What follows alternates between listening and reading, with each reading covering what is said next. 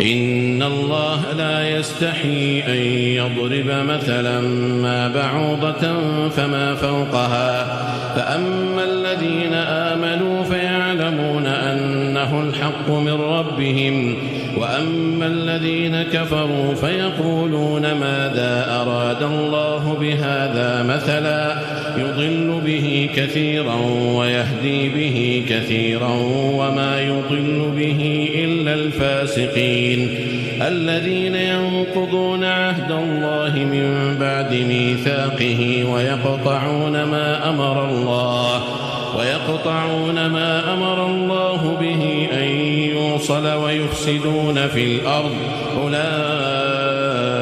هم الخاسرون كيف تكفرون بالله وكنتم أمواتا فأحياكم ثم يميتكم ثم يحييكم ثم إليه ترجعون هو الذي خلق لكم ما في الأرض جميعا ثم استوى إلى السماء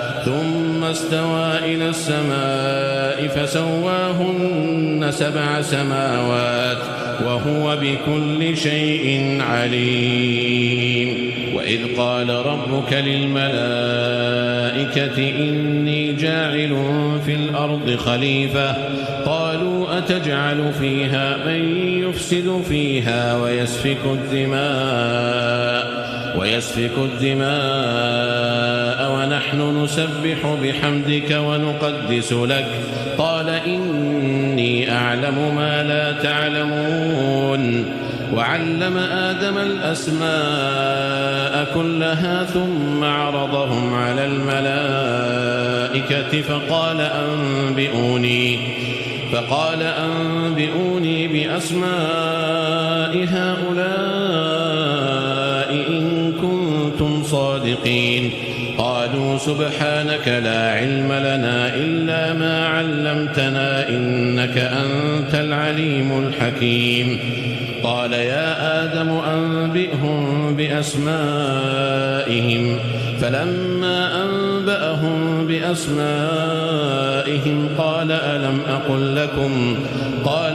أقل لكم إني أعلم غيب السماوات والأرض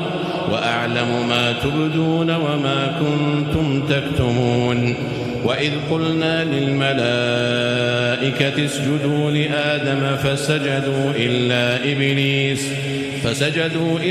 إبليس أبى واستكبر وكان من الكافرين وقلنا يا آدم اسكن أنت وزوجك الجنة وكلا منها رغدا حيث شئتما ولا تقربا هذه الشجرة فتكونا من الظالمين